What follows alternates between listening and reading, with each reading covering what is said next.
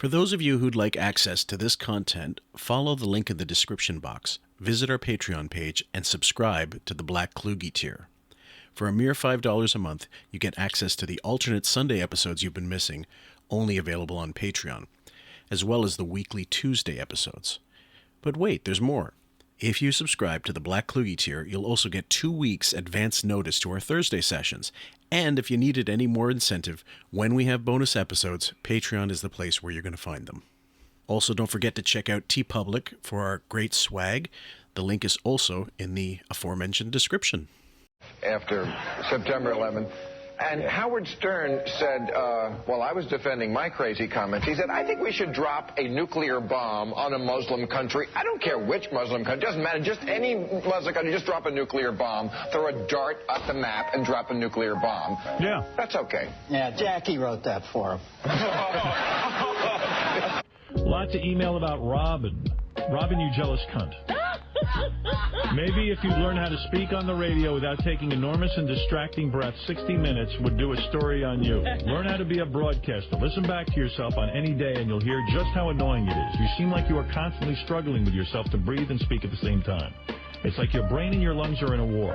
Your brain wants to get out every fucking last thought before the breath you just took gets used up. You can do both, you know. Howard does it, Arty does it. Hell, even JD is better at speaking on the radio than you. Wow. Now, I will not accept that. Imagine you're a young woman in the prime of your life, and there's something inside you so desperate for fame that you marry Imus, who looks like your grandfather. My wife's out of town, and I get a Really? call. I got a call from... Isn't that in the paper every day now? Yeah, I got a call from Steve Martin. Sweetheart, let me tell you something. There's no freedom of speech on this show except for me. I control everything on this show. It is called The Howard Stern Show. Absolutely, and all you have is a button, Howard. And that's why it's interesting. That's it. And then you're challenging everybody's education level, and Robin's reporting the news off the Inquirer. Yes, so what? What difference does that make? Well, That makes a big amount of difference when you're challenging. You listen to the dummies that'll agree with you in the long run, and you hang up on the people that have good points. But, honey, that's me. You're nude in one scene in Wolverine. Yeah. You know, it's a faraway shot. They said that when they made the original movie, you were naked a lot more. You're not afraid to show your penis on film, are you? I cheated on every one of my boyfriends except for Howard. For real? Mm-hmm. Really? The day I met Howard, my cheating days ended. You were a cheater? I was a cheater. I am admitting that here. Really? Do they know that? Do all the guys? I believe most of them know, and if not, I'm sure they're going to find out now. Why do you think you were a cheater? Like, what would lead to the cheating? I was never 100% satisfied in my relationship. With the sex or the relationship? Each one of the relationships gave me reason to not believe that was the right relationship for me. Are you cheating on someone with Howard right now that he doesn't even know about Howard, or? Oh, am I, what? No, I'm kidding around. So if she wasn't there, the dog would be gone. I would have rescued the dog. Really, Howard? Yeah. I was taking my shoes off because I know I don't want to drown in the pool. And then what would you have needed to remove? My pants. Your hair? My shirt. No. Yes, I was prepared to jump in and get the dog. Welcome, ladies and gents, back to another episode of QF, a podcast about Howard Stern. I'm your host, Phil Moore, a.k.a. Jim Fix, and with me for part 2 of the KC saga is Miss C.A. Thomson. How are you, my dear? I'm doing wonderful. How are you doing? Not too bad. We're actually in the middle or last 2/3 of the current live chat, but we're skewing that so that we can finish some of this or make some headway back into the clip we finished off last time, guys. They were talking about him going on Prozac, and we're going to continue the clip. Because you think you're a loser and you're not good at her? No, not true at all. No. Then why would she be better off? Doesn't she love you? Yeah, I guess. That's a bad thing to love you. No, not well, no. Then why is she better off? Why is she better off if you're not there? You don't give her the love she deserves in return? Yeah, she deserves a lot better man. A lot better, yeah. All right, well, that I agree with. Go ahead. So far, you're normal. Who doesn't feel that way, though? I think the gay hobo who Casey beats up every day on Fifth Avenue would be better off. Casey, you keep saying who doesn't feel that way. I'm being honest. At least I'm the only one who's being honest. All right, go ahead. I feel that I am useful and needed. When he says that, he's actually mostly correct. He's 100% correct in that. And it shows how he's aware at this time that they're gaslighting and doing these other things. And he's giving us a glimpse or a hint at what's going on behind the scenes that we're not seeing, not aware of, or just overlooking. So, yeah, he's saying, like, this is tough, but I'm being honest here. Yeah. He doesn't realize that's the last place you should be honest with these dickheads. Yeah. When I say he's not being 100% honest, it's because he's not really like there are certain things in his life he's not sharing with them in terms of how much he's drinking. Okay. I mean, I think it's like someone telling you, I drink 5 times a week, but it's actually every day. Yeah. Okay. Yeah, I totally misheard, but yeah, I get what you're. Yeah, he had to know that to be vulnerable 100% with these guys would kick him right in the balls, because even just the little bits he gives them, they rip him apart for it. Yeah, absolutely. And so, and then when it came to, let's say, his office affair with, it was Anne Marie, I forgot that was her name, Anne Marie, that was apparently, according to Richie, completely clandestine. No one knew anything about it until after it had happened. And that's, in that place, for people not to know is astounding. Yeah. Yeah. And for him to do it, what an interesting thing to do, because he could have pulled women anywhere he went. Yep. He knows to do it in the office is going to get back to somebody at some point. There's no way it couldn't. And so for him to dip his toe in there is really interesting, especially for a guy who many times said, I'm not a one-night stand sort of guy. Like, I need to feel bonded and connected to women in order to feel sexually attracted to them. Like he seems fairly deep, which seems weird to say, given how we were presented the character of Casey. But he seems like a decent-ish guy where he's like, no, I like to get to know them. And here he is. Like they say, pooping where you work, Well, yeah. And the fact that it's someone who's already in a committed relationship, which is a double sort of, now loads of people say, well, if you're not, then it's all fair game. Well, you do have some ethics inside saying like, well, I would never want to get in the middle of someone's relationship. But there are people that, and I think if I had to be a, 2-bit psychologist, I'd say he wanted to get caught. He was playing with fire. It was a gamble. It's no different than his gambling and his drinking. Yeah. Like I was just going to ask timeline for that, if that's at the end where they're basically blowing up his job. He's realizing no amount of work that he's putting in is being recognized. He's not being valued. And so, let's just blow the whole place up and let's do it here. Kind of like the employee who shows up late for work is kind of like a passive aggressive, I'm going to show you, I'll show up 5 minutes late every day instead of just coming out and saying like, I hate it here. Yep. I know the answer to that. Did you screw up your breakfast yesterday? So you feel that never? No. No, there's some things that I'm like what? All right, go ahead, Gary. Continue. I have trouble sleeping through the night. Oh yeah, every night. So that's... Hey, there's this weird thing that was happening to me. Like every couple days, is what happened. I would get up and I would think that somebody put a note on my TV. Wow. Like what? Like if you turn on the TV, there'll be a message for you? There was no. It was like a piece of paper. And then finally, when I got up there, it would never be there. Oh Jesus. So that's interesting and we don't know clearly how much he's drinking at this point or doing other things, but people who do drink a lot also hallucinations come as part of that. So seeing bugs, seeing things that aren't there. Oh yeah. So we could be getting another little glimpse as to how much he's, quote unquote, medicating himself at home to try and sleep and get through, and now he's got hallucinations and sleep disruptions and all these other things. Yeah. And if he's drinking while medicating or occasionally medicating or taking medication when he's not supposed to, or not taking it in the right times when he's prescribed, I mean, this is a fruit salad, pardon the expression, but it's a fruit salad of psychological like torture for people when this happens. Yeah. You thought when you went to bed that you would wake up and find a piece of paper? No, I would wake up in the middle of the night. I would look over at the TV, and it would be a piece of paper there. But and it would go up, there. and it was never there. It would happen all the time. That's called an hallucination. Yeah. No, but it's not like during the day that happens. It only happens in the middle of a sleep. Just wait. You know what? I'm looking at Howard. I know exactly what he's thinking. Yeah. He's thinking, he touches my food. No, I love you. Oddly, I trust him. No, you should love trust him, then you might kill him. No. Yeah, by the way, I'm one of those people who believes I'm better off with you alive and me alive. Just for the record. How about this one, Casey? I am restless and can't keep still. Oh, yeah. That's what you would say all the time. All the time, yeah. Everybody does. A lot of people do that. Go ahead. Who doesn't have like a... All right, go ahead, Gary. Here's another one now. I get tired for no reason. Who doesn't? I get tired for no reason. Yeah, everybody does. Well, maybe you ought to go give him one of your pills. Okay, here's an important one. I enjoy looking at, talking to, and being with attractive men or women. You have to pick one, obviously. So for you, it would be attractive women. Oh, of course. Totally. I do. Yeah, of course. Who doesn't? We know, Howard.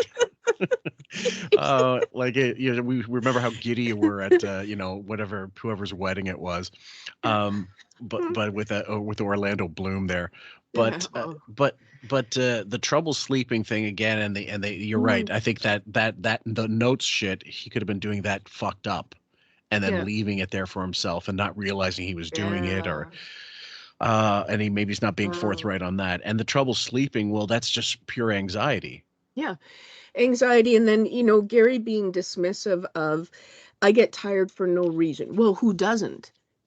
Well, lots of people don't suddenly get tired for no reason. People can feel tired throughout the day. Mm-hmm. But to be all of a sudden, like every bit of life has been drained out of you is a completely different experience. Yeah, absolutely. Yep. And Gary's the guy who's napping at work anyways, Are you also picturing that gif of him licking his lips? Yeah. Eyes closed. A little sippy orange juice, yeah. I love that. Yeah, so far I'm on the same page here. That apparently is the wrong answer. My life is pretty full. No. Go ahead, yeah, my life's full.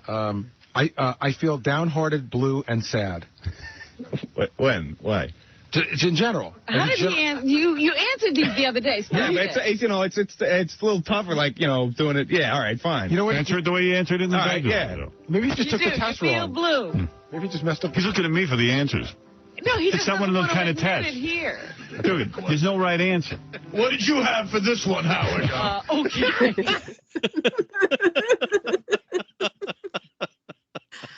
I miss him.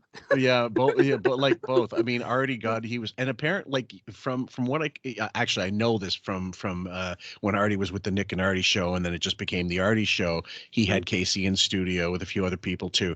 He got along with Casey so well for a lot of they were just buddies. They're absolute buddies. One of my favorite stories, Arty was saying, we were thinking of going to OTB, off track betting, but we're both going to go in there with our shirts off. Couldn't that be? Walk in as a couple. Anyway, they really got along, I think, because of the betting, the drinking, and just being guys. You know what I mean? Yeah, being real people who, if Casey, lost this job or whatever, he would have just went and worked, things that Wiggy and Robin don't understand is there are real people who will just pick up and go work at Walmart if they have to, and they're honest people who will stop and help other individuals, and to them, that's a whole other world here. What is it, Mary? Hey, listen, Howard. Yes.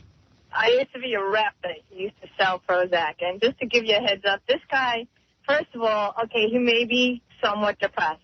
He needs a little bit of a mood stabilizer with, hate to tell you, Casey, an antipsychotic. Low dose antipsychotic to take care of those, feelings of hurting people and stuff like that. Prozac works, but that ain't for him, and he needs to go to a psych. Forget about the primary care physician. I don't know what he's doing.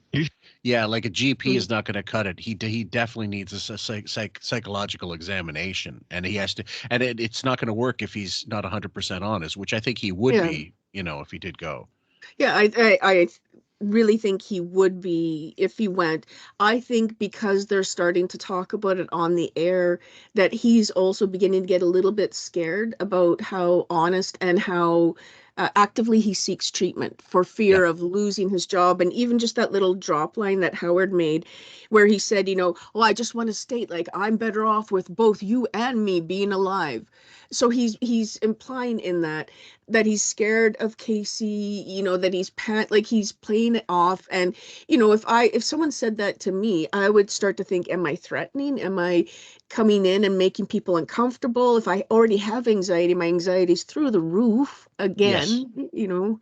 Well, it's funny you mentioned that. If he was to get institutionalized, let's say. Let me see if I can find this. The Green Room, Jonathan Winters. Okay.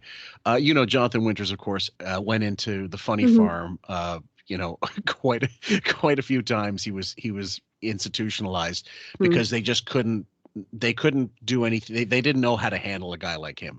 And he did have a lot of psychological problems. I want you to hear this. Let's see if this is the right one.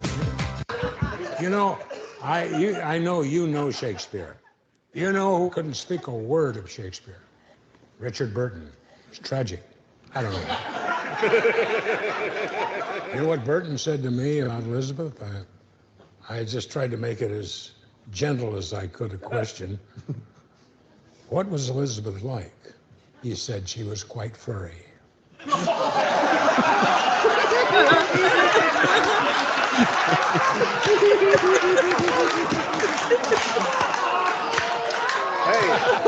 Hey, come on.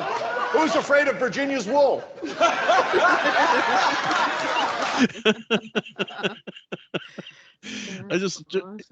It just reminded me of that's from the Green Room with Paul Provenza, guys. It's on YouTube. Most of the episodes on there. You can get Glenn Wool, Rain Pryor's on there, Paul Mooney. You know, there's loads of people on there. That was with Robert Klein as well as on there, and he tells a great Rodney story.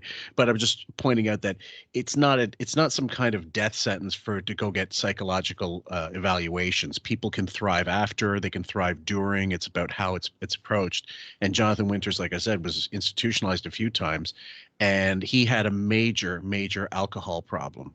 He could make it funny. Let me find one more thing real quickly.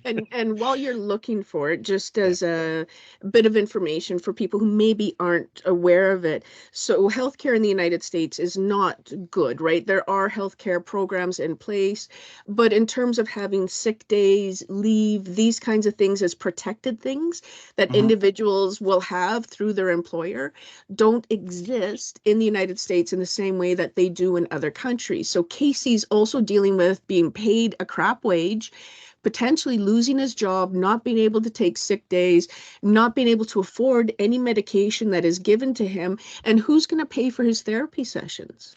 That's one of the biggest problems. I mean, there's someone, like we just said in part one, Dominic Barbara offered to and did pay for some type of some sub-sessions, but the cost would have been, even for a guy like Dominic, would have been extraordinary. You know, in a New York therapist, you know, and with their hours. Yes. Yeah. And so what are they going to do? Like, yeah, you're right. Like, he's got to go afterwards. So he's working 5 a.m, probably getting up like 3 or 4 to make it into work. And then going in and then probably having to stay until 2, 3. And then where's he going to get to? Is he going to be able to get there in time before they close? And then pulling other gigs just to fill in, you know, paying rent and all these other things. I mean, it just wasn't doable. Yeah, I just wanted to throw this one in because it's like as a proof of how you could turn that drinking into something funny. And poor Myers of yours, and I was telling him about the days, 15, 20 years ago when we would do strange things together. Oh, yeah, hide in the bushes. And remember some of those? Sure. I remember most of them. And there are a lot of them I don't, of course. I remember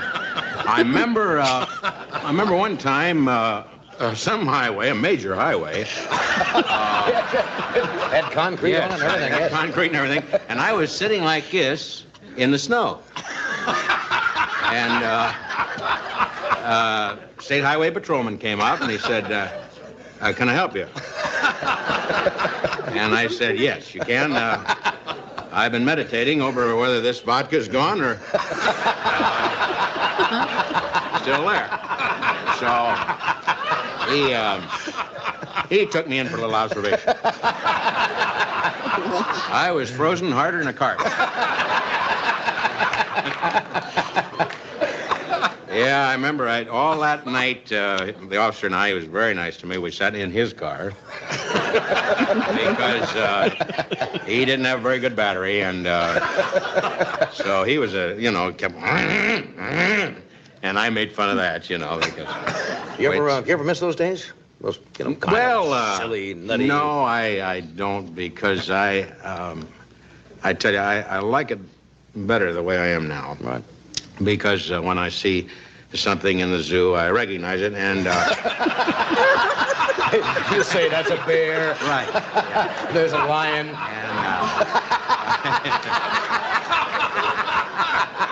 So it's No, Carson can't stop laughing because he was a notoriously bad alcoholic.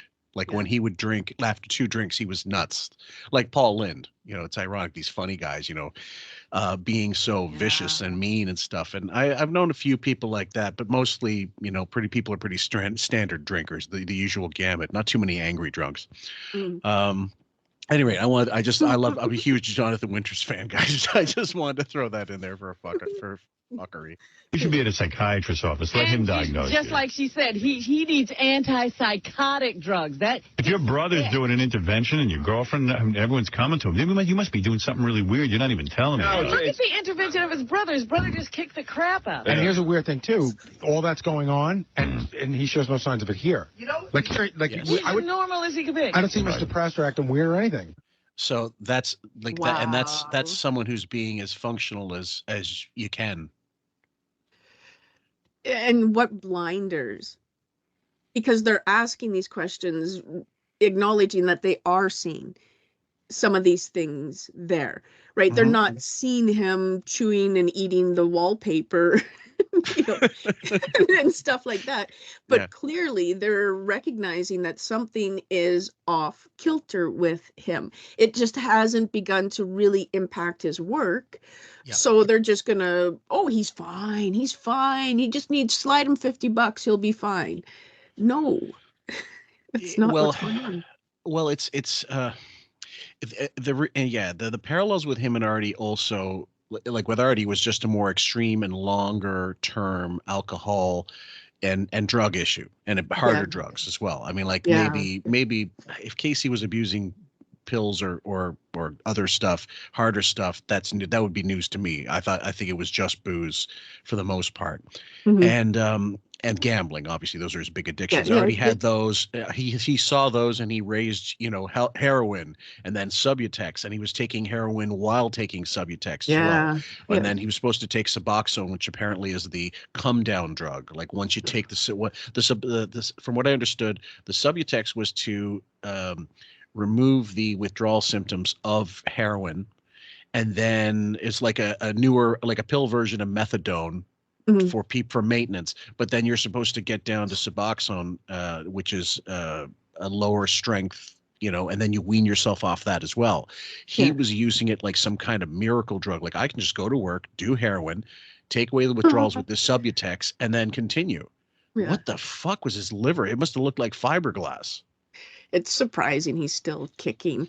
I had a prof when I was in my undergrad who every semester he was going to quit smoking. And the only reason it's similar to Arty, where so then he'd start doing the patches and the chewing gum. And then you'd see him and he'd have patches on his arm, half the pack of the Nicorette chewing gum going while smoking out on the like it's just that's a major addiction. Yeah. Well, I mean, and so for Casey to do this all the while still functioning, I guess it's amazing he lasted as long as he did.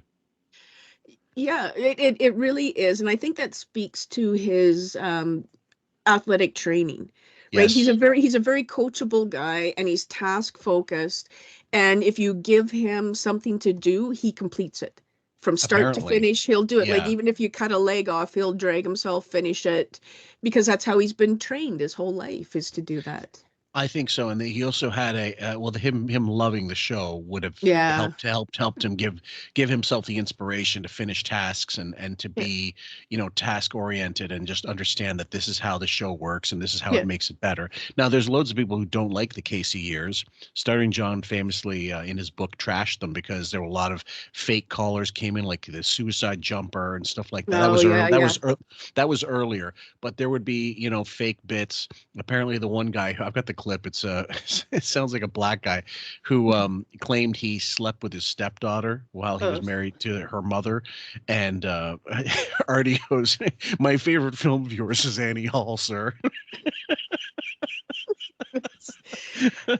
And he anyway. So there's the people that don't like that aspect of what he brought to the show, but it was and there was a certain. It changed certainly when Casey was there, but it's almost like the forgotten era. Arty was there, but it was Casey as well, and he was very prominent on the show at that time. He was really prominent, and I think we forget that. Like when we listen to this stuff now, it comes back clearly how big a part of the show he actually was. Yeah. Now, you know what I do that might make you feel better, Case? Refer to your interventions as surprise parties. Ellen, you're on the air. Howard, I am totally scared for your life, and Robin and everyone on the staff. This guy sounds like he should be in a loony bin. His brother should kick the ass out of him. I'm totally scared. I think Ronnie should check him for weapons and anything else that he might. That might not be a bad idea. You know what? She is absolutely right. We should put a metal detector. Yes, and Howard, don't eat the food anymore. I'm totally. Now that could be a phony caller, but I was just gonna say, does that sound like someone from the back off? Just the pacing and stuff seems. Yeah. I mean, it's a good actor. If that's it's better than what they have today. This guy is scary. Thank you, Ellen. Bye. You don't have any weird thoughts about my food, are you? Dude, you trust me. I would never do anything like that. Oh, trust him. You know what the thing is? You can trust me, though. I think he loves his job so much that it's the one thing in his life that's holding everything else together. Yeah, but what happens the day he goes click and he's all the way over on that other side where those thoughts are? I'm out of here. I'm not going to worry about him. Joey, go ahead. First of all, the self-loathing homo is too stupid to know if the Prozac's working. It's probably working. He just doesn't know. No, it doesn't work. Yeah, well, you got to go to a psychiatrist. I'm stepping in now. You got to go to a shrink. I'm not going to a shrink. You're going to a shrink. Talk to See, you know what shrinks are? Come on. Shrinks are like they're friends. I'm being helped by a psychiatrist, and it's not a relationship like I have with a friend. No, they listen. Listen to me. No. Can I jump in for a second? The guy that you went to is not the guy you need to go to. Right. He was a nice guy. No, but he's a whole different level. You need to go to guys are so off. Casey can't go. Why? Because he's that bad off. He could never go. Oh, fuck off, Robin. No. That's not how it works, honey. You're the one that cut your therapy short because you thought you were cured. I was just gonna say, here's the woman who was cured after one session. Magic. Yeah. Well, I mean, in her book, she says it was about a year or something but multiple sessions. But there was no. She said the therapist said, well, we have to do an exit session, whatever. She said, oh, I've been exiting for the longest time. You just weren't aware of it. Because she decided one day that was it. This is our last session, right then and there. So she's playing 3D chess, right? Yeah. Right, but then continued to have this person in her life as a friend, getting free counseling. So Gary knows who the guys he sent him to. So they clearly have some knowledge of it, which is also a little disturbing. Yeah. But then Howard's saying, "I'm stepping in." Did you step in with Arty? Yeah. No, they brought him a blanket. Yeah, and a cot. cot. Put him on and laughed when he nodded off and fell off things and hit his head and woke him up with an air horn. Yeah, and they're not like, so when he's saying like shrinks, like he's trying to explain again, and I don't know how much of this is his football training, but I was a national level speed skater and road cyclist, and I know that admitting injuries and going to someone for help often is downplayed, and I wasn't playing football. Yeah. Right. This is the sport where they'll jab you up with something and numb you and you're back out on the field. So he's trying to explain to them, like, it's not in my character the way it is right now to even think about going to somebody. So there's going to be no benefit to it. Yeah, he has to. It's almost it's no different than the desire to get clean. You have to have it. It has to come from you, or it's not worth it. And therapy and what have you. I mean, it's if you're not willing to really be honest with a psychologist, then there is no point going. Howard has been lying to his so-called shrink for what 27 years now, essentially making up stories, trying to, and the guy's been accepting it, or if it's a series of guys, they've just been, a bunch of charlatans going, thanks for the money. If I don't take it, some other asshole will take it. So it may as well be me. I'm pretty sure that's where it ends with him. And for KC, you're right. Sports, like athletes, and there's a stigma attached. You don't want to be the weak. You don't want to be the weakling. What do you mean you can't play with a broken finger? Come on. Yeah, broken foot. We'll just wrap it and inject you, and back on the field you go. That's right. And sorry, go ahead. Oh, sorry. I was just going to say, did you hear how personal he took it to when Howard, made some comment about the food, and he said, "You can trust me." Yeah. He's being very forward, like, you can trust me. And I just picture him after going home and sitting there and just focusing on, do they trust me? Do they not trust me? What can I do? What can I do better tomorrow to make them still believe in me and trust me? Like, they're just ripping pieces of skin off of him every day. Yeah, and I mean that had to take a toll on him psychologically for certain. Like but he's not that he's going to admit it. No, not at all. Yeah. So what are you going to do? Going until he's institutionalized. Do we have to throw him in a straitjacket and dump him for belt? So what should we do? Should we bring a psychiatrist in here and let him evaluate? Yeah, we'd have to hire one on the staff so he could just spend time with Casey every day. Casey not know. Where's Dr. Norris? I got buddies I could talk to if I wanted to. And let me add something. Yeah. Let me add. While you're at it, send Arty back to comedy school. Oh, that's ridiculous. Sure, that came out of nowhere. Dominic Barbara, who just recently had a ring put around his stomach, has already dropped 30 pounds.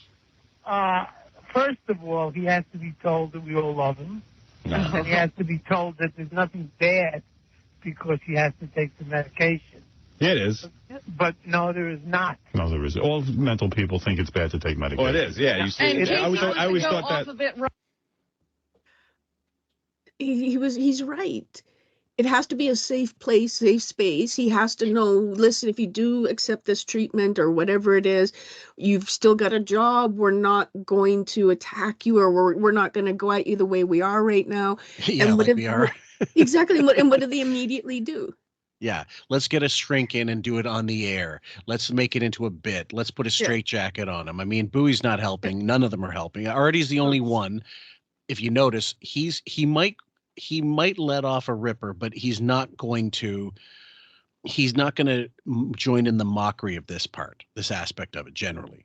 No, not at all. And when you think about other people he ripped into in the show, who some mainly deserved it, it was fair game, but he could rip into Casey.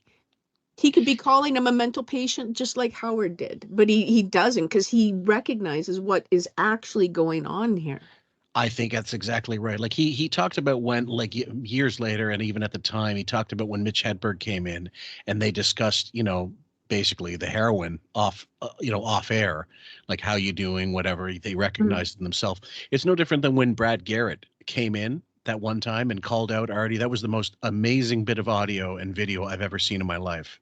Where he caught him in the lie and he goes, no, you're not going to therapy. I just, you just bullshitted. And he goes to Howard, he's saying to Howard, like, don't you have ears? Don't you listen? And anybody else could tell the same thing, but it takes a stranger, someone from outside the compound. Richard Lewis tried to do it. Chris Rock tried to do it. These were guys listening to the show and going like, this is, take it from us. We live through this. We know it. And you guys are in this little fucking bubble where everybody has to kowtow to king shit so that we don't, get real ever. Yeah. And doesn't that reveal to us too, for, I guess, many of us believing, again, it was a bit for the air. They played it up, and then off air, it was something completely different. You have these outsiders who know Arty, see him outside of work, who are saying, listen, you're not paying attention to what's going on right now. Yes. So we know that it wasn't different off the air. right now, don't you? It is not a sign of weakness. And, you know, all his life, he's always tried to please his father. Remember how strong his father was? What do you, Dominic, what do you know? How do you know me besides what you hear on the show? Because I hear you talk about your father. I hear you talk about your mother. No, I don't. These guys do. I don't. Yes, John. Hey, we just went to the Prozac, website and answered some of those questions, and it says right here, Casey, if you have feelings of wanting to harm yourself or anyone else, please call 911 or your doctor, or go to the nearest hospital's emergency room immediately. It's a big block. They got to say that anyway. But I wanted to they're trying to cover their asses, but they're right. Many people on Prozac who shouldn't be on Prozac do become suicidal. It's not a joke. Yeah, are you feeling suicidal at all? Medication. Are you feeling suicidal at all? He's right. I would never do that to anybody. Yeah, but sometimes on Prozac you get crazy. You see, there's the answer that's wrong. You just said, I wouldn't do it to anyone. The question is, would you do it to yourself? Yeah. Like that's Dominic. I know we know he's a bit of a shithead, and what has happened to his life is it's one of those, it's one of those cautionary tales, right? But he's not wrong in this situation. That's when he could be of use on the show, when he could be a voice of some kind of reality, and I think legitimately cares about Casey in this situation. Yeah, and again, an outsider who's seen, listen, this is going down. You guys you've sharpened your sticks and you're poking a little bit too hard. Yes. And if you come into work tomorrow and he's not here, you can be easily traced back to you guys. Is basically what he's kind of saying to them, like, listen, guys, this is not the way to be doing things. And the other thing is, I was thinking of not just Casey, because Casey's still alive, and this is not an apt comparison per se, but when Dana Plato came in and killed herself that night, and then the following day when they were trying to cover their ass, that's something that they could have easily happened with Casey as well. And with Arty, they certainly tried to do it by not talking about it until they had to, and then by then it was all bullshit. I mean, it really, did you take culpability? Did he ever take culpability for enabling him all those years? Of course not. Never would. No. And he got angry and said he didn't. I didn't enable. Like he was the exact opposite of what he should have been, which just shows what a phony, fake, self-interested piece of crap he is. And that's going to be, even though we played the Norm interview with where he confronts Norm with that, if you want to call it confronting, there's the first time he hears the audio, he goes on the attack because Norm's not in studio. When Norm was in studio, he was I was a little hurt that, you felt to me this way. And the other, when Norm's not in studio, was like, what the hell happened to him? What's with his career? Like, why don't you talk to some of these other, like he was all Rambo when no one's in the studio, but all of a sudden they come face to face. So with in situations like this, not just him, Annette DeBella, John, the zookeeper's wife that killed herself after, she had done Dial-A-Date with Captain Janks. And then, loads of, there's several other people. Hank, the Angry Dwarf. I mean, my God, the Hank one was really, we're going to do that one eventually. It's going to be a hard one to do. That one hurts my soul when I think about that still. Just the spiraling and then their lies of, well, we tried to get him help. Well, they're trying to get KC help right now in their minds. That's how much their help is. I've reached out to Doug Goodstein, and we arranged a bunch of times to sit down and just get a chat, whatever. And then he sort of either forgot or blew it off. And one of the things I would ask him down the line is, you were younger when you were in charge of Hank's career, but you were, now that you were enabling him, right? By being part of it, you're essentially enabling him. Would you do that now in knowing what you know? And I'm sure he'd say no. But if he by chance would say, yeah, I would, because, you can't stop someone from, I hate to say that, but I think that says more about your lack of morals than anything else. Yeah. And I mean, okay, so you can't stop him in a way. You could. It's a long drive though, right? It's not just a one-day fix and it's done. Like, this is years of offering support to somebody, and it's not going to be pleasant. But you could not give him a platform. Yes. right, and still offer him support. You know, what he's done over the years. They've been very fortunate. Do you remember when Jeff the drunk stumbled in the hallway and hit his head against the wall, and they actually had a moment of, oh, like he seriously could have been paralyzed, died in that moment, and they were the ones who just gave him beer again and sent him down the hallway. They've been so lucky. And then with Wendy, all these people that they just milk, abuse, drop. Yep. It's a horrible cycle, and they're actually quite lucky that what Casey did to himself in the privacy of his own home didn't happen on the premises. Yeah. Yeah, and they were fortunate that Arty didn't take, well, he did. I mean, he's showing up to work with big gashes over his eye because he was in a drunken stupor and ripped his face open. And, right. You know, like, come on, in that moment, they should have said after the show or in that moment, shut it down. You're off the air, you're getting help, you've got a job when you come back, but we're not going down this path anymore. But I guarantee that never came out of their mouths. You got a job when you come back. Yeah. Ever. Yeah. I'm certain they held that over his head. Like, no. You know, you got to go get help. You do what you're going to do. We'll do what we have to do. But it was never, I don't believe for a minute Howard said, you got a job when you come back. No. I don't care how long it takes. Nope. No way. No. And that's sick. Because didn't Quincy Jones with Arty? He did say that after the first season. Yeah. Like, he said, get yourself sorted. And yep. Yeah. And then the second time it happened, he's like, look, you may have problems like that they're insoluble. I mean, like we can't really do anything about this. We've tried. And that video of from the Vice episode of Arty, that Deborah Wilson like crying and thinking about the memory of it and stuff. Like that's a person who cared. Like the Mad TV people cared about him. There's no question. Yeah. And they saw talent. Right? More, yes, but also a heart, and they person, more than the Stern Show cared about him by far. No, I wouldn't do that. It's a selfish thing to do. I wouldn't do that to anybody. Yeah, but you're not worried about you. You're worried about the people around. Exactly. You wouldn't. Why would you do that to you? Well, I don't care about. I care about the people around me. Can you even spell suicidal? Let me hear you spell it. What? Suicidal. Really? Yeah. SUICIDAL. That's right. Nice. So you can spell what you are. You know, advanced suicidal tendencies, you know, because Right. You won't commit suicide, not because you want to preserve your own life. You don't want to hurt anyone else. Exactly. Yeah, well, that's bad. So then he's suicidal. But it should be good enough that I care about people that much to do that. No, you have to care about you. Casey, would you do me a favor? I'm being serious. Yeah. And I'm not. Would you get a ring around your stomach? I'm not the person. I'm not the person to be giving you advice. If you would please call me, I would appreciate it. I want to look you up with someone who is a very special person in my life. Oh, good. So what, so I can tape it and come back and play it on the show? No, he's serious. Are you crazy? This guy's a... No, now you're being paranoid. He's for real. You call Dominic. As your boss, I'm telling you to go call Dominic. And I'll tell you what else. It won't cost you anything. You know what you ought to... You want Casey to get help? Now, this is coming from a fucking fan of the show. Like like not a part of the show, a fan of the show essentially. Howard, on the other hand, like he's not saying go get you need. I'll set you up with someone if you really cared about someone. And I mean, Len talked about it on the show, I believe, like about a fella that he had worked with at the time, or that people intervened and they knew this guy needed it. I'll have to ask Len if it's okay to leave this in, but they actively helped him and said, look, you've got it. We want you here, but we want you to be well. Yeah.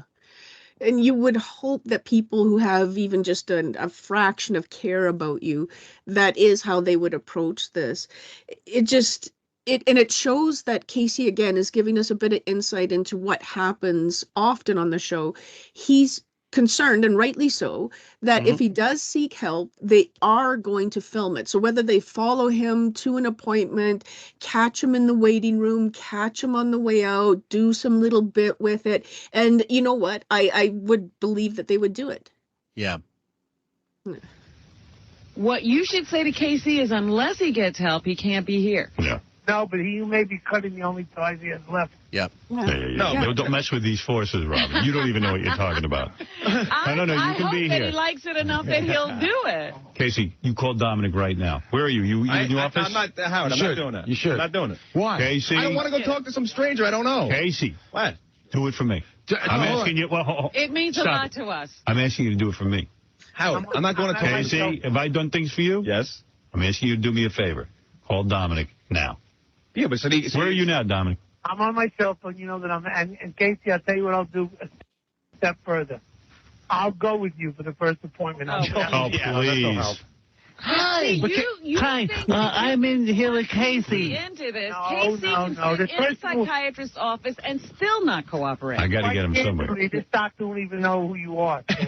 I got mad at one of them. This guy was telling me stuff. No. I walked out of one of them. He's like, you're just afraid to get close. No, he was telling me something. I'm like, you're fat. What are you talking? Like he was telling me about my life. I'm like, you're fat. You can't control your life. Well, dude, just because he's fat doesn't mean he doesn't know anything about it. No, it means he lacks discipline. All right, that's it. Okay, so that's that. Yeah, as you mentioned it already. Actually, it's a huge part of his life, and to be, regimented enough to go and make sure you're into work all the time. I doubt he was late a day at that fucking show until the end. Yeah, control, discipline. That's how he operates his life. So this is an annoyance. He knows it's there. He doesn't want to acknowledge it's in the room with him because it's taken away from the stuff he needs to do, basically. Yeah. Yes, and the trick would be to convince him to make this part of his discipline. If this is part of your routine, then you got to go do that, and that's the way to approach it. If I were if I were Dominic and say like, look, this is not a problem. You just got to add this to your routine, and he'd no different than your breakfast or everything else, and normalize it. And normalizing it to people like Casey is one of the hardest things to do. Yeah, like they could have brought someone in lunch hour sessions with people in the office as part of a requirement. And when you think about what happened on the show, the bits they did, the things they said, even given the time that this was happening, it's really surprising that therapy and these sorts of things wasn't a required component. Mm-hmm. Just because of the level of abuse, trauma, anxiety, that was just being bantered and really flaring it up in people, and then just go home. Not only go home with 2 cents in your pocket, stress about that, and you have to go work at a monster truck show on the weekend. Yeah, absolutely. Yeah, no kidding. Your father talking. And you know something? Your father, you don't have to be your father. You're a big grown man now. Don't judge me. That's what the guy was doing. He's trying to help you. No, the guy was judging me. All right, listen to me. You go call Dominic right now. I'm not calling Dominic. And you shouldn't. You know why? You're all barking up the Casey, I told you to call Dominic. I'm asking you to do me a favor. Yeah, but I've never asked you to do anything. Yeah, but one thing I ask you. I'm not going to give you one bit of advice other than a name and make sure you don't have to pay. So what's going to happen? He's going to call his buddy. I'm going to go there. Right. I'm going to tell him all this weird crap. No, he's a psychiatrist. You could sue his ass. He'll be a very rich man if he does that. Those guys get in a lot of trouble. Let me just tell you, Casey, can I say something? Yeah. The guy you're going to call, he's a psychiatrist. He's in his 60s. Do you think he wants to jeopardize all he's done for 50 years or 40 years because he wants to tell me things? Yeah, he wants to retire. No, and Robin's being no help. She's actually being such a fucking cunt here. I can't, when Chris Farley was at his worst, and like the year he died, basically, he was on SNL and he hosted, and it's a train wreck. It's out there. There's videos of it out there. It was part of his documentary, the I Am Chris Farley thing, and they held it. Lauren held it over his head, like if you don't get better, where you can't host the show. Like if he thought tough love, if I take the show away from him, it'll scare him into rehab. But they didn't understand how far he had gotten by that point, and I think they were at that point desperate. With Casey at this point, I don't think he should be holding the show over him. You should be saying, no, go get help while you're here. This will be a stabilizing influence on your life. You can still do it, but do this as well. That's all. Yeah, we're paying you to 4, but 3 to 4 is your therapy session, Tuesday, Thursdays, whatever it is. And yeah, I've got it in my notes here. Robin is just hollow in what she's saying, self-righteous and typical smugness when she gets her little hoity voice on, you're up the wrong tree. And I think it's her basically thinking this guy is there's irreparable damage and you're not going to fix him. Get him out. He scares me. I think this is going to be a problem. This is going to be like a Dana Plato situation, something. I'm certain that's what it is with her, but also maybe a little jealousy that they're spending so much time on him. You know what? That very well could be, and that's a good point to make, because this isn't a conversation she can readily participate in, except for her little snipes, but her snipes aren't being acknowledged. So I've got it in my notes that Robin is just, in everything she's saying, not really contributing to the conversation. She's hollow in what she's saying, and typical smug, self-righteous Robin. And, just thinking about this, so she, in theory, is a nurse, or was a nurse, right? She wouldn't have her qualifications still in the same sort of way. But in all this, she has not provided any practical knowledge. And I know she wasn't a psych nurse, but she would have had some exposure to it, and she would have crossed paths with individuals who did this, especially in the military, right? This is a big part of what's happening there. So why is she not offering practical good advice to him, or saying, hey, you know what, Casey, I'm a nurse. I didn't train specifically in this, but if you want to talk to me afterwards off the air, I can give you some support or tips, things we can do to help you feel better. And she doesn't do any of that. I can only, again, it only occurred to me when I mentioned it that it might be this circling the wagons type thing about her and Howard, and this enclave that it's to her, it's her, Fred, and Howard. Yeah. Jackie was not part of that, so she was looking to get rid of Jackie the first chance they could, and so Casey not being part of the Fab Five or Fab Four, whatever she does. I think it only occurred to me that she might not like all that attention being spared on this guy, and thinking, well, why are we wasting time on essentially an intern, a glorified intern? And then that's attention being taken away from her, but also fearing that maybe she does fear, like I said earlier, maybe she fears he's going to go off the rails one day, and they're all going to be in trouble. Yeah, and there's fairness in her worrying about that. So, it's good to acknowledge that, there is something going on here that could be really concerning to the people in the office. And they later on acknowledge that with him. And I think what you're saying in terms of, it's us, Howard and I first, and then Bingo. Fred is kind of there.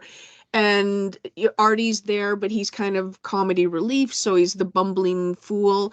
And Casey at this time is, again, starting to become a more dominant presence, just like Stuttering John, but for whatever reason, she becomes goodish friends with him, maybe to control him, manipulate him, or he stroked her ego enough that she allowed him to slide in and she didn't feel threatened by him. But I think you hit on something really important with how she's approaching him, Casey. And I think you encapsulated it perfectly with Stuttering John. He knew enough to kiss her ass, being a narcissist himself. I think he knew enough to love bomb her, or just treat her like, she is, this superior being. And I think Casey was cordial with her, but he maybe had been a little distant from Robin, not wanting to interact with her, maybe scared for loads of reasons, or just being respectful and saying, well, that's Robin, that's that. But respect is not necessarily something they want. They want, adulation. They want, they don't want that distance. They want you to tell them that they're awesome, or that they look great, or this, like that. And so there's something about her that she's not liking Casey.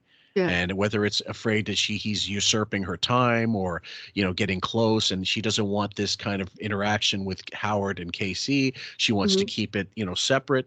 That we don't know. You guys at QF land, you guys listening to it, you tell us what you feel about the whole Robin thing, because it's fascinating. It's a dynamic I'd never considered before listening to this time. Yeah. Don't be silly. Hey, Casey, can I just say one more thing? You should go. You really should. But you're saying you don't want to talk to a stranger. But the doctor who wasn't a psychiatrist who gave you this test was a stranger. He's not a stranger. He's a good guy. How do you know him? Because I know. I go to him. You got to go. Take a look at the website on Prozac, all the warnings. How about this, Casey? Would you call? The doctor you got the Prozac from said you should be in therapy. Why wouldn't you do that? Because he said you should do it. There's a combination of both, because you can relapse if you don't. You know what, so why aren't you doing it? Robin, I've tried that. Call that doctor up. All right, enough of this nonsense. Casey, go call Dominic.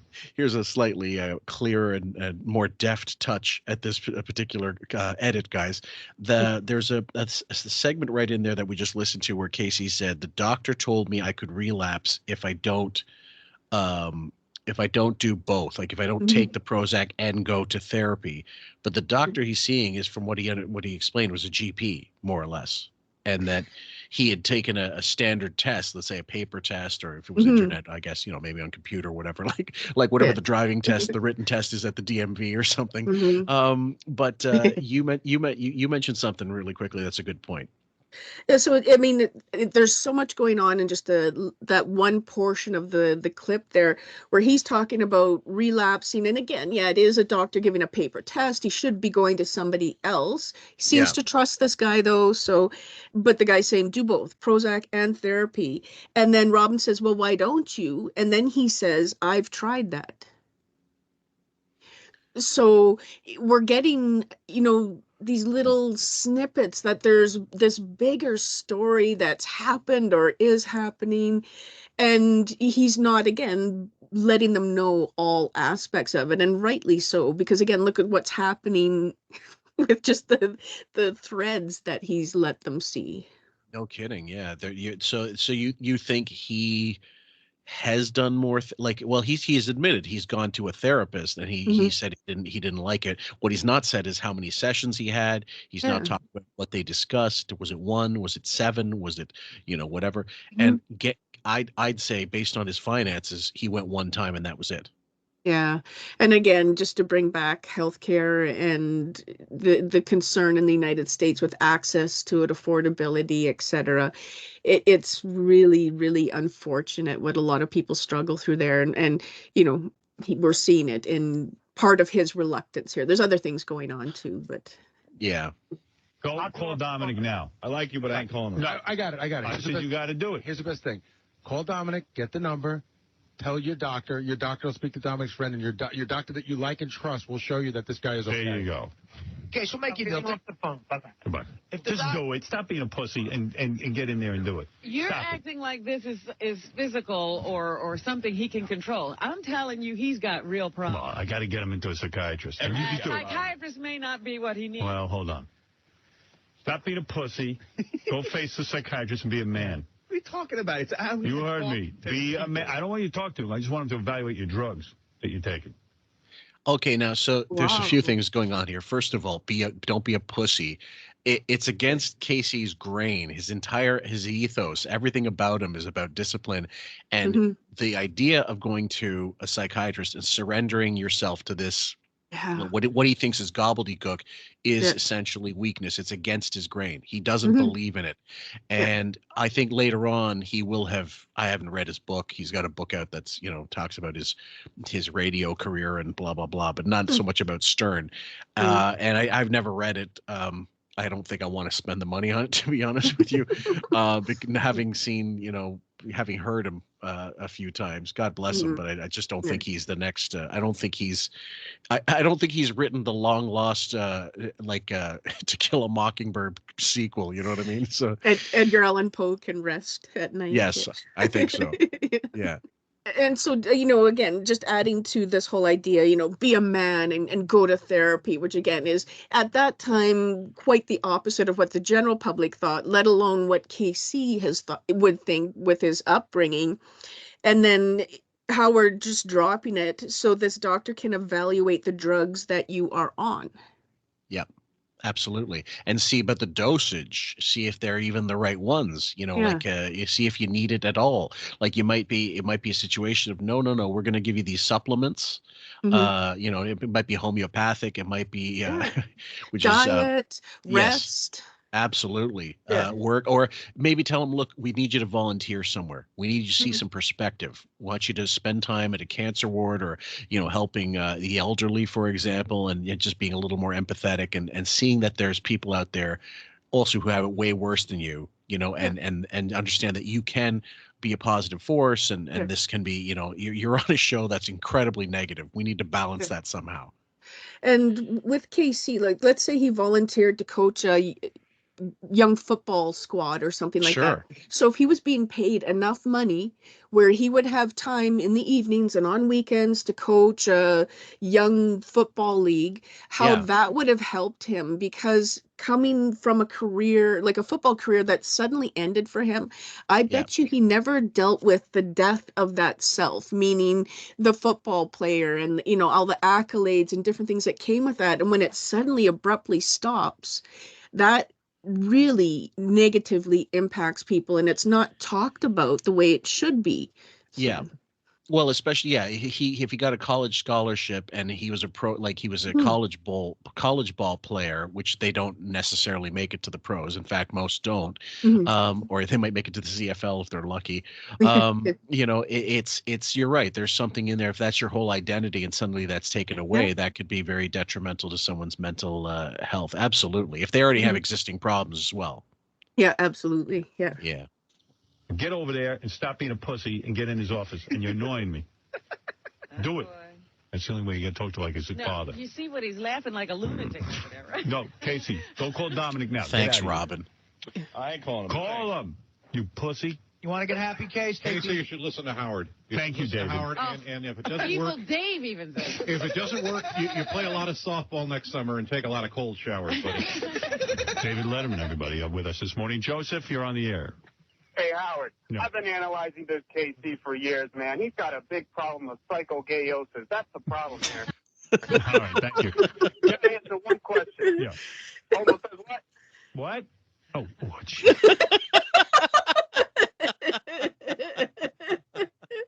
That couldn't be more perfect.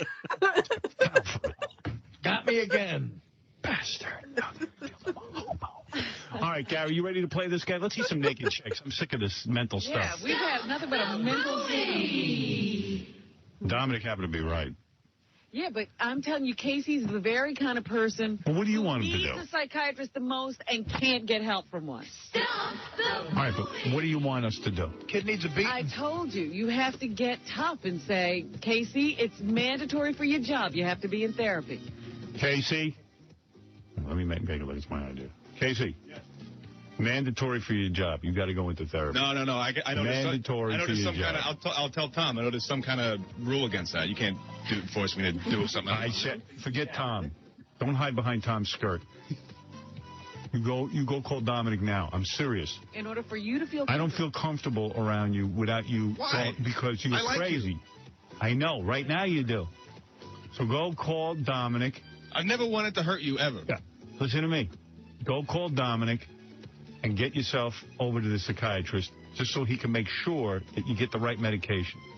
That's it. For your job, it's mandatory. Goodbye. Wow, that sounds healthy as hell. Fucking hell. So don't be a pussy. I don't feel comfortable around you. I'm going to force you to do this.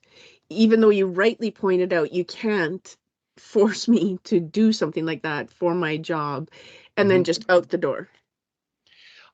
Yes, and I mean, this is about as blatant as abusive as you could find in a situation like this. And I know some people out there, you know, I mean, usually most of the people on QF, like the Patreon specifically, are very, very open-minded about stuff that we do on this. In this, it's a more serious topic. It's a more serious approach than some of the stuff we normally do. It's not as jocular, let's say, but I think it's important only in that. Yeah, like I said, the arc of people that they've abused in the past, and then Arty being in the same, like there's a little bit of continuity with Casey and Arty, and Arty lasted longer, but Casey started earlier and might have left the same time if he'd started at the same time with Arty. You never know. He was just a more extreme case, but we hope he's doing better.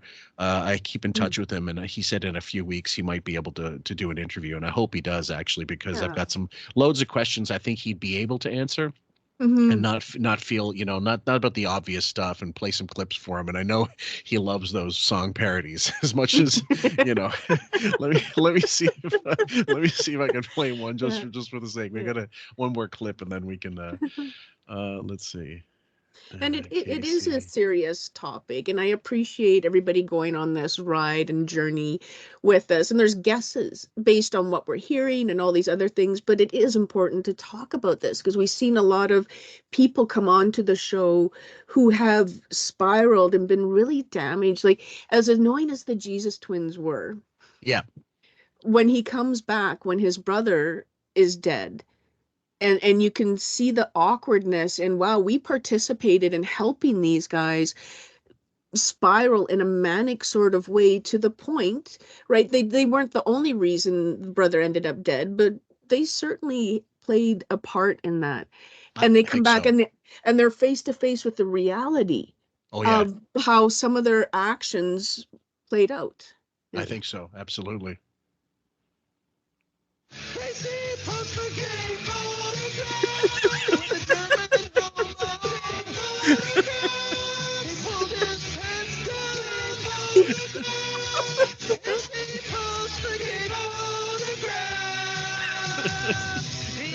I love how Richard was all in.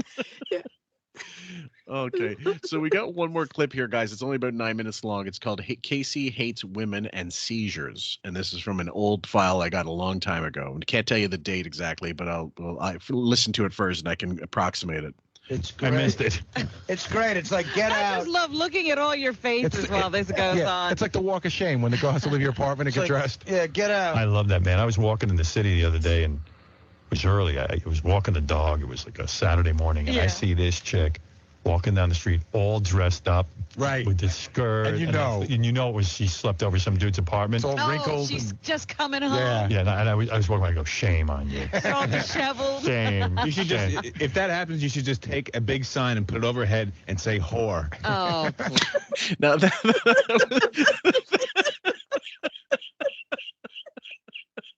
something about the delivery made me laugh, even though it was like piling down on the misogyny, something fierce. I mean, like these guys, I mean, what are they talking about? That's a chick they would love.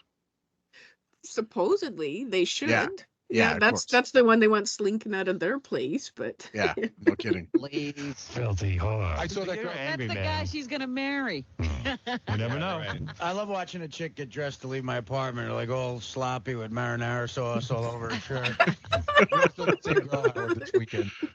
There's no reason to have a cocktail dress and high heels on 8 o'clock on Sunday morning. And she had her head down. The hair's all head down. It's like what women must look like in Afghanistan. You know, the head down, just Yeah, I want you to put a burqa on and leave my place. If you're a 2-9 whore, there's a reason to walk like that. Sure there is.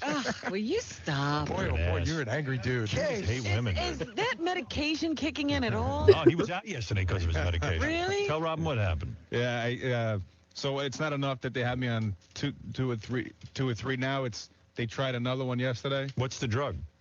This one's now, they give it to kids for ADD because it's supposed to elevate the mood or something like that. It's called Strattera or something like that. Strattera. Why did they give you that?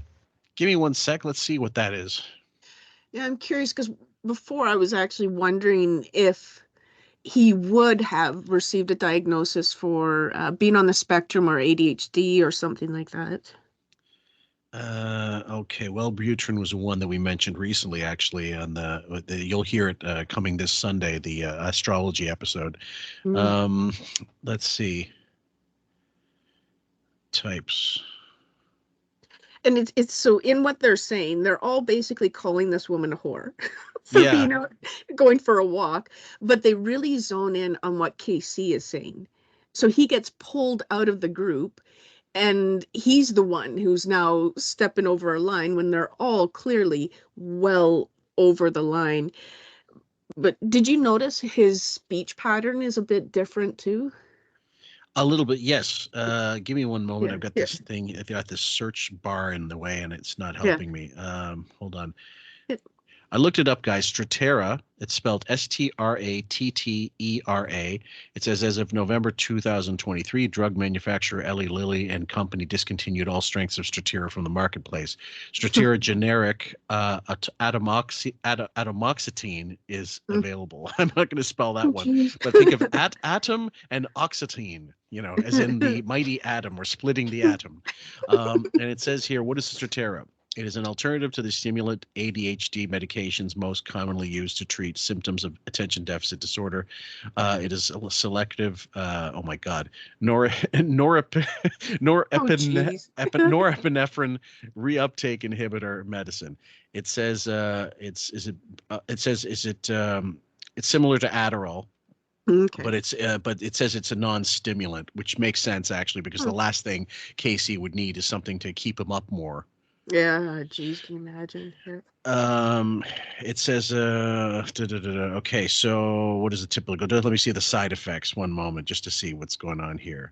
Most common side effects are upset stomach. Oh, this is for children. Hold on. In adults, constipation, dry mouth, nausea, decreased appetite, insomnia. Jesus, that's not good. Dizziness, sexual side effects. I don't know what that means. So that's just open? Yeah, problems passing urine. And then serious side effects. Okay, severe allergic reaction, difficulty urinating, including trouble starting and emptying the bladder. Oh, God. So, okay. Oh, and here we go. Strattera and familial mental health issues. Atomoxetine is a potent trigger for mania in genetically predisposed people. Wow. It may not be possible to determine whether a manic or mixed episode that appears during treatment is due to an adverse reaction to the drug or the patient's underlying bipolar disorder. So this is call your doctor if you or your child experiences new or worsening mental health symptoms, including anxiety, hearing voices, agitation, panic attacks, trouble sleeping, irritability, hostility, aggressiveness, or depression. Sounds like this one was not for him. No, and the aggressiveness, because you can, when he says, she's like a two-bit whore, there's anger there that we haven't necessarily heard a lot from him. It's there, but not in that same kind of seething way. Yes. And think about this poor guy's working full-time plus picking up gigs while they're trying to play around with medications. Yeah. Holy. Yeah, unbelievable. Yeah. Because the other ones weren't working. They tried like all of them. But I think they are working, right? I mean, why are they giving you more medication? I thought you were okay. Well, the seizure stopped. That was the main thing. They had to correct that first. So what happened yesterday? Wow. So I took this stuff, and then after I take it, I get violently ill. I start getting dizzy, and then I freak out. I get real paranoid. Oh wow! And listen to Howard laughing. Fuck's sake! Now, could he be having could he be having seizures from DTs?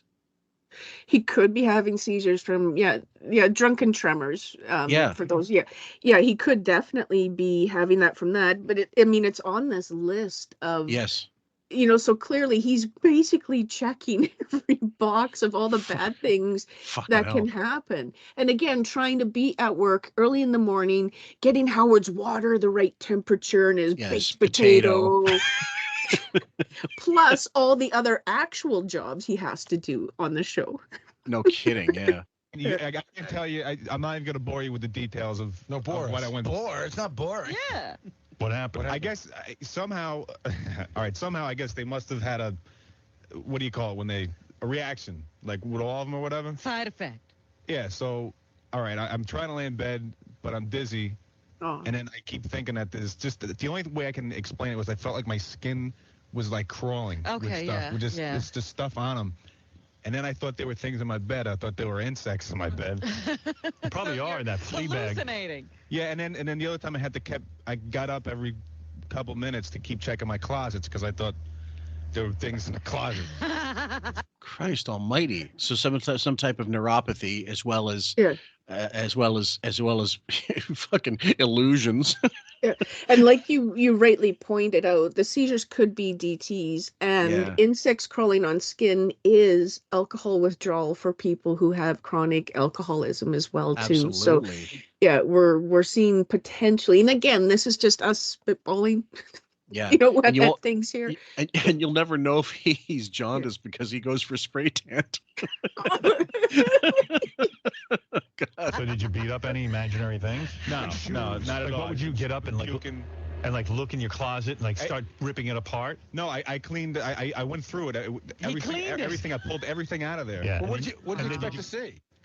at first I Predator. thought they were like staring at Casey versus Alien. But do you think there were animals in there? No, I didn't know what it was. What did you think it was, though? I thought it was a person or something. You thought a person was hiding in there watching you. Something like that. And then I kept going in, and I kept coming back, and then I let him get dizzy again, and then throw up and come back and say when I was throwing up, maybe somebody got in through the window, and then it was just a complete mess. So I'm not doing this anymore. I'm not trying it their way anymore. What do you mean? I'm taking care of the seizures. That's fine. That's okay. Seizures. When did that start happening? Well, he It's been said happening that's for what 10 they years. discovered first, that he has seizures that were uncontrolled, and he didn't even know he was having. So I went to the neurologist. So that takes us back potentially to the TBI, traumatic brain injury, too, Yes. from his sport play as well. Yes. So there's a lot of puzzle pieces here. Yeah. Oh, absolutely. So he's going to talk now about a neurologist. I haven't heard this clip in probably fucking 15, 20 years now, guys. So hold on. This is from getting hit in the head. I got these things. There you go. He couldn't sleep through the night, Howard. He told me he hadn't had a good night's sleep in, I don't know, 4 or 5 years because he would have seizures during sleep, and we wake him up. Yeah, and I never went anywhere. I thought it was just normal. Is that why you think you peed your bed? It probably has something to do with it, yeah. My pillow scared me. Did you ever have a seizure during sex? No. It's only when I'm sleeping. Never when I'm awake. And your girlfriend never told you? She did. She kept telling me for years to go to a neurologist, but I never went. Didn't the doctor tell you that you should have gone to him years ago? Yeah, and he said, if I didn't go, I said, well, I got to take this medication for the rest of my life. He said, yeah, do you want brain damage? If I don't have it already, then Yeah, I was it's too going to late. say, are they sure you... And then booze, like you definitely killed some brain cells drinking all that as much as he did. Fucking hell, you're right. I think if it wasn't for his physique, like the way he was taking care of his body, he might have been even worse off. If that's even possible. Yeah, and disciplined enough where he's coming into work, he's having to be present, he's having to do things, and so it didn't allow him to really slide down a darker path sooner. Yeah. Hey, by the way, last night I was in your closet. I was goofing on you. That was me. That wouldn't be surprising. No, Stop this. He's certainly in some closet. He's in a few closets. So I'm going to keep the 2 that I'm on as an antidepressant. It's friggin' mental. I know, but you know, hey, what am I going to do? Too bad. You're so good looking. You could have the world by the balls. Except that you're mental. You're mental. I got problems. I'm trying to think now, guys. This is your assignment. This is your homework assignment, QFers. In the comments section, you list any that I forget. People on the show that have had to take medication. Robin certainly, but I don't think she'll ever talk about it. Howard, he talked about needing to have his a therapist that was licensed to prescribe stuff. So he wanted sleeping pills. I've got audio of it somewhere. So Casey, obviously. Stuttering John, panic attacks. He used to take, he had pills for panic attacks. He talked about needing Arty to pass him one over a urinal. Sorry, over a toilet stall. He goes, and there was that. So Arty, he took Zoloft, he took Subutex, he took all kinds of antidepressants as well. Fred, I have no idea. Yeah, Jackie, no idea. I'm, you'd think maybe an abuse or something, but no, he never talked about it when he was still at the show, if that even existed back then. And okay, who else is there? Jesus, back office. Jason, the Lexapro. Yeah, Jason, perfect. Yeah. Yep. Yeah, he definitely with his mom and other issues. Yeah. Now, Will probably was taking supplements for years after his leukemia was taken care of, just to get him back to strength after the chemo treatments and radiation. So there's no question. There's no chance he wasn't taking something at some point, but we don't know exactly. The back office, like the Howard TV staff, no idea. But with Fred, again, no clue. Maybe some type of antidepressant, but I don't think he's talked about it. No, and his wife never slipped and dropped that he was taking something, like, oh, you're pushing him into taking more of this or something. So yeah, we don't know.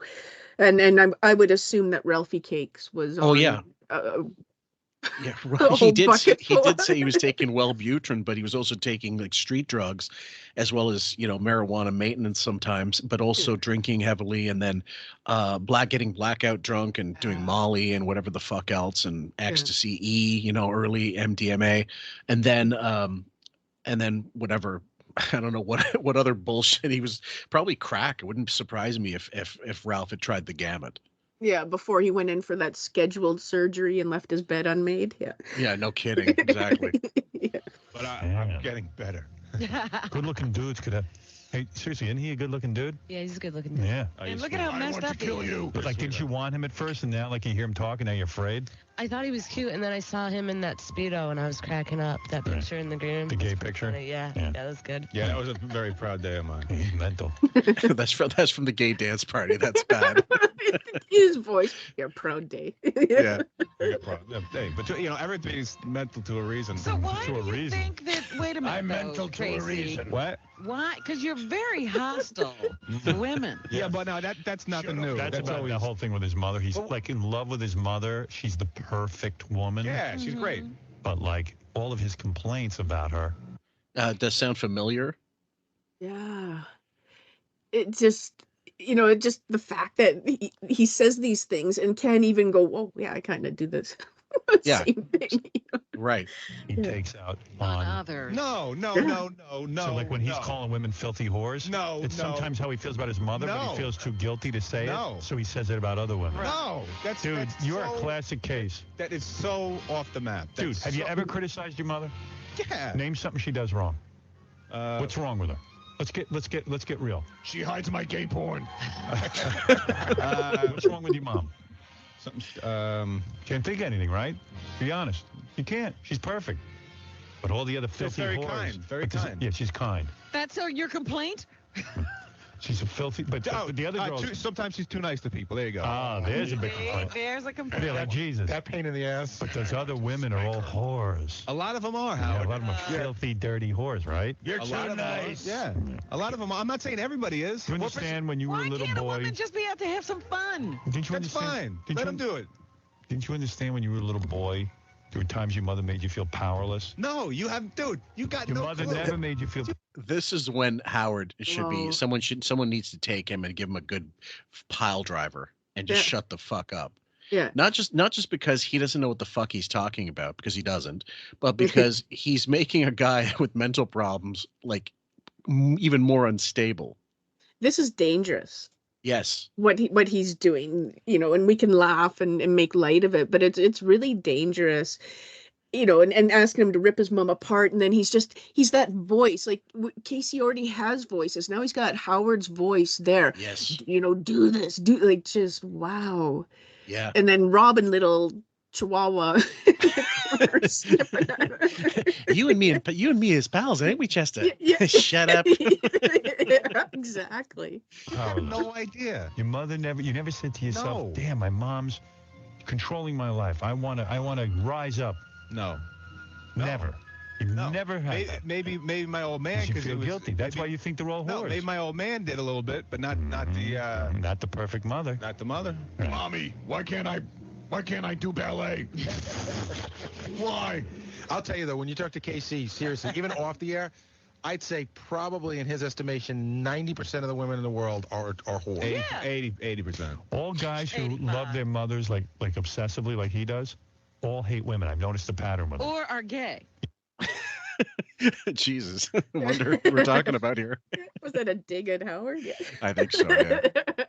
Yeah. And Howard, well, that's actually not a bad comparison. He hates women. Like, there's no one hates women more than Howard. Oh, hates, demeans, devalues everything. He thinks they're lesser than the dirt on his shoes. And I don't, like Casey there says, oh, I only, hate 80% of them. I don't think that is necessarily true. I think he's got some very high standards. Oh, yeah. And that there's certain women that he would date and he wouldn't go into a relationship with these other women. Like he said, yeah, they can go have fun, but they're not the type of women he would associate himself with.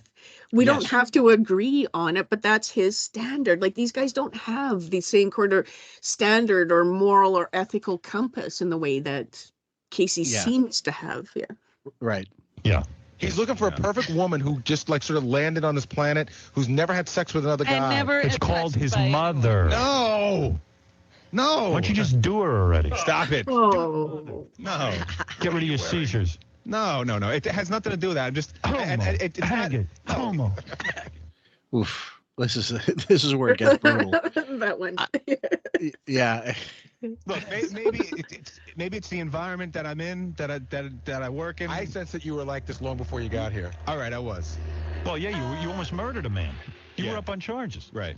But also, Casey, you're still going to go and talk, right? Yeah, every week. All right. Every week. I'm not going to stop that. Once a week will help. It's like That's one thing we can't forget. He did beat a guy to the point where, you know, he could have died. So this isn't, you know, he's got a laundry list of issues that hopefully he's surmounted since then.